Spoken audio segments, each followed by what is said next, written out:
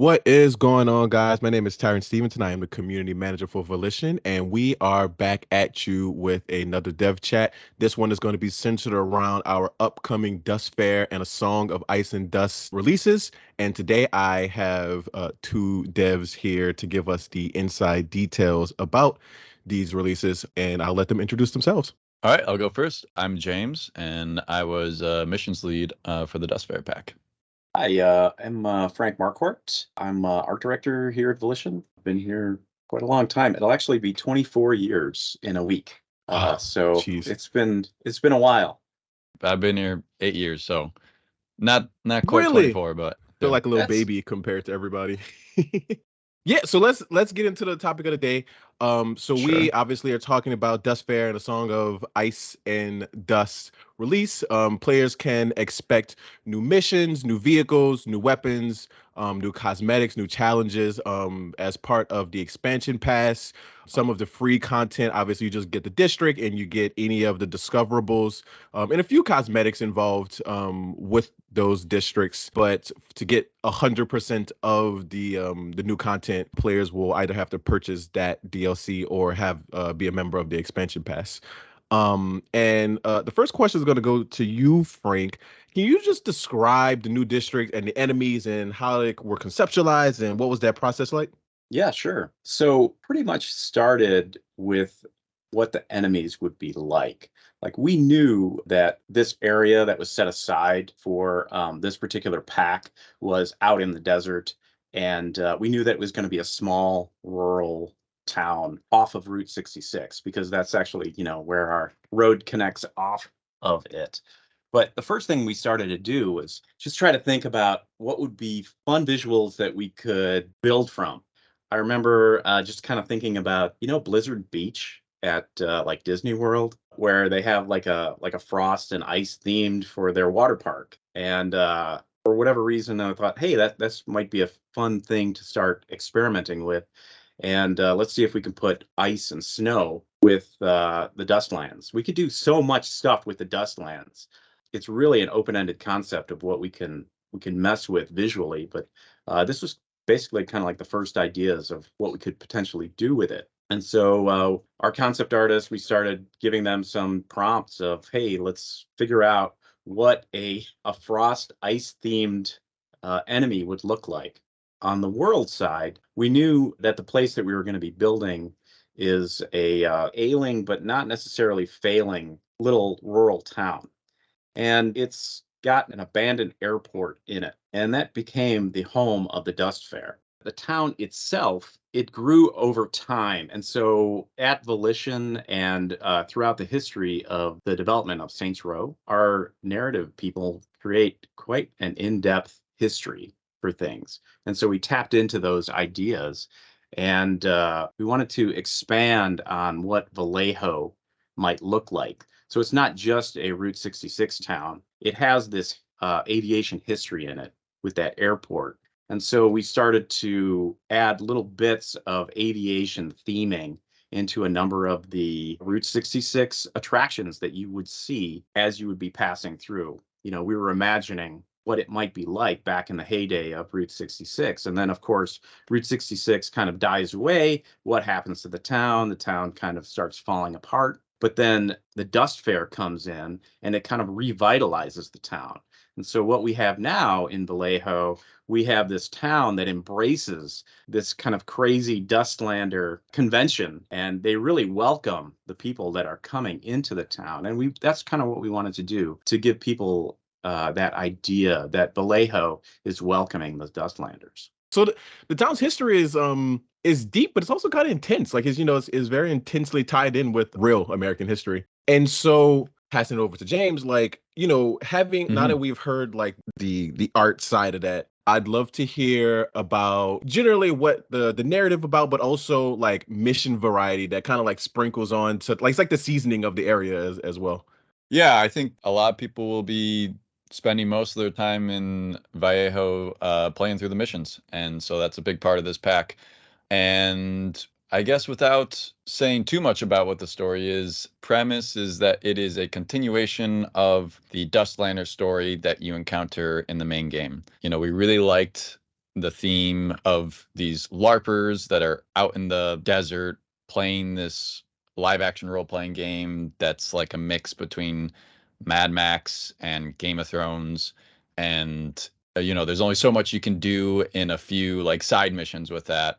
But like Frank was talking about, there's a lot of fun potential with that theme. And so we also wanted to really explore that gameplay wise. And so that's what we got the chance to do with this mission pack.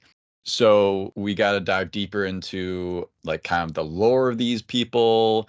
What are the sort of rules that they have to make this a fully fleshed out, immersive game that people would play if they were to like really commit their like whole hobby to be dressing up in cardboard and attacking each other with foam swords. And so we had a lot of fun exploring that. The narrative kicks off in Gwen and the boss, and it's mostly focuses on their relationship, and they kind of have this buddy cop dynamic to them.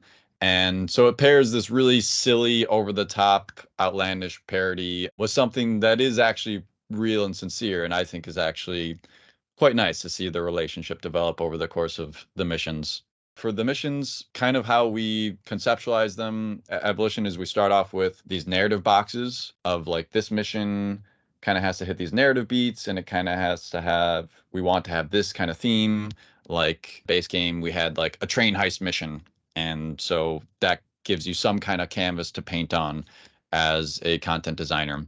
So we had that same kind of setup here where we defined these boxes, and then we figured out what kind of gameplay goes into those boxes. For this go round, so this was my first time as a lead in a lead role, and so I got to try to do some things that I wanted to see out of our content. And one of the things that I really wanted to push for in this is gameplay variety. I really don't like it in a mission in any game where it's like, go here, fight some people, go here, fight some people, go here, fight some more people. I really wanted each beat in these missions to feel like you're doing something new, something novel, and for there to be a lot of gameplay variety. And I think our designers totally nailed that. People who are along for this ride will be pleasantly surprised and always encounter something that's refreshing. So I'm really proud of that. And I think also too with DLC, it puts you in an interesting spot where you don't have all the resources that you might have for base game production, but you also have kind of this freedom to try to do things that are a little different and also build upon what works well. So I did also designed one of the missions. One of the ones I was working on was trying to be a little more systemic with our content and have it be a little more open. And instead of feeling like, go here, do this specific thing, kind of trying to add a strategic layer to the player's decision making and trying to figure out like, oh, where do I need to go next and how should I approach it? Yeah, that's kind of an overview. Yeah, thanks for that. You kind of touched on, I guess, the developmental and kind of the creative challenges that you had with that. I'd be curious to hear from Frank on the art side of things. What were some of those creative and developmental challenges? Just like James had touched upon, we have limited time and scope that we can successfully create something with. And I think one of the big kind of creative challenges with the Dustlander pack is that everybody has really fun, cool ideas that we want to do all of them. Everybody intrinsically is excited to work on Dustlander stuff. I think it is some of the most successful stuff that is in SR5. It's just visually interesting. It's fun. It can be a little bit silly. I think it was definitely some of the more successful elements. So trying to keep everything we had to pick and choose. Definitely have to pick and choose like what your battles are going to be and what we want to focus on. And so good ideas do come up, and sometimes you need to just toss them, or you just hopefully maybe we can get back to it another time, or we integrate it in a different way. So I think those are some of the biggest challenges. I think people were definitely very excited on the team to work on Dustlanders, and there's just so much stuff that we can do with Dustlanders and kind of narrowing it down. I bet you've had a lot of conversations like that on the design side. Oh yeah, totally. Yeah, I mean, you can make a whole game about these guys and like still like not like fulfill the possibility space of all the cool stuff you have in mind. So, uh, yeah, I think it's a job of a designer, any designer, whether they're a gameplay designer or an artistic designer, of you have a box of limitations, right? And it's your job to make the coolest thing possible within that box. And that box may be shifting, suddenly you realize maybe you realize you had less time than you thought you had, or things take longer, or that thing you thought would work out didn't work out. But that's how it goes all the time. You never, like, even if you had all the time and resources in the world, I don't actually think you want that. You actually want those limitations so that you can put some stakes in the ground and be like, okay, this is what we're able to do and what we feel confident about. If you give like an artist a blank canvas and just say do something, like often they'll be like, I don't know, you need some kind of prompt or limitation. And in game development, that comes from many different angles. Kind of remind me of just like one particular challenge is, so we're creating this little rural town, but we're also creating this more fantastical, LARPing world. And one of the creative challenges was to try to integrate those. Why do they exist together? They both influence each other too. So that I think that's one of the more challenging aspects of this particular DLC pack. We have this really cool, fun Dustlander stuff, but we also need to make a town and then have this kind of nice symbiotic relationship between them. Like they should look like they belong together, instead of like just having this kind of thing that's plopped in that makes no sense. And this was kind of something that was developed by a lot of people, and I don't want to just say art side, of course. There's lots of contributors. Like the level design did a huge influence on like how things were built, why things are laid out, all of those things. So this is a very collaborative between design, art, narrative, between all of the different groups to create this world. You literally answered my question. It's kind of scary. I was going to ask, could you guys potentially take those challenges and put it onto a specific scenario? And you literally did what I was going to ask. So thank you, Frank. Yeah, but thank you guys for that. So I'd be curious to hear. I feel like I ask every person this, but like I'd be curious to hear like what is some of you guys' favorite like cosmetics and weapons in the Dust Fair? Yeah, it's weird. These things they'll have the external name and the internal name, and you call it by the internal name for so long that you're like, oh wait, I'm supposed to say the Song of Ice and Dust, not Dust Fair. But yeah, I guess I'll talk about favorite weapon. Well, it's kind of an obvious answer. There's like one big special weapon that we give you towards the end of the Song of Ice and Dust pack, and we just tried to make it this awesome. I guess I'll just say what it is. It's called the Banhammer, and it's this Thor-like hammer weapon, but it's still like LARPified. But it definitely pushes the boundaries and goes into the 10% crazy of our mix of what is it, 80 well, 20. I guess 80-20, right? So it goes into the 20% of crazy a little bit. And it's kind of where we let players loose and just let them feel like they're a bit of a god.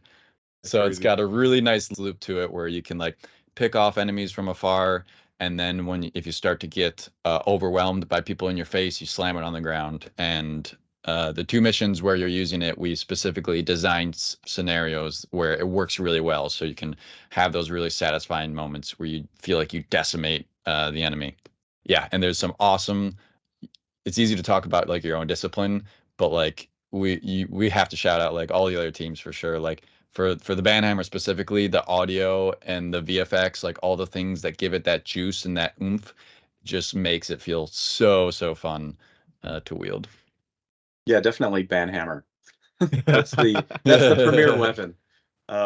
Quickly followed, I would say, by the Frostlander paintball guns.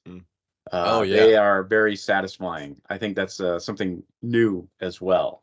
They're paint-based weapons, and so the Frostlander SMG, I like that quite a lot. I like the way the effects turned out, and it's just fun to use. I remember when we were conceptualizing these guys, we were like, we want them to be assholes, right? And we want them to be maybe not breaking the rules, but going all the way up to the line, in a way where it makes you really want to like hit back at them. And so for the Dustlanders, they're using like foam swords and Nerf darts and stuff, and then these people come in with like paintball guns that actually really hurt when you get hit with them. Yeah, it's kind of like the superior technology that helps them like just sweep through. So I think that's a really nice touch. Yeah, do you guys have anything else that you guys want to add to this chat? To you want to tell the players about the upcoming release? Anything at all? I guess I would just say that I'm really proud of the whole team's efforts, like on this thing. I think it showed like how passionate the developers here are about what they do. Like I really felt like we all went above and beyond to try to make this as good as we knew it could be, even when it wasn't actually necessary to necessarily do that. It felt just really great to be a part of a team that wanted something to be as good as it could. I think the results show that. I think we're giving a lot of value to players. The missions are very beefy. We've got all this different kind of gameplay, a lot of variety. We think it turned out to be a really fun time. Yeah, I really hope people enjoy it. Ditto, I guess. I think James really summarized it really well. I know I personally had a lot of fun working on this district. It's a great theme, and I know the team, just like James was saying, put a lot of effort, a lot of time, a lot of heart into building this little world, and it's packed. It is packed with a number of kind of fun little things. Little Easter eggs are here and there, and I think fans will enjoy this pack quite a bit. Beautifully said from both you guys, and beautifully ended on all. So we are going to cut it here. Thank you guys for listening to this dev chat. Obviously comment below if you have any questions or you just want to thank the team for anything. I'm sure they really appreciate any kind words. Other than that, it was nice talking to you guys. Have a good day.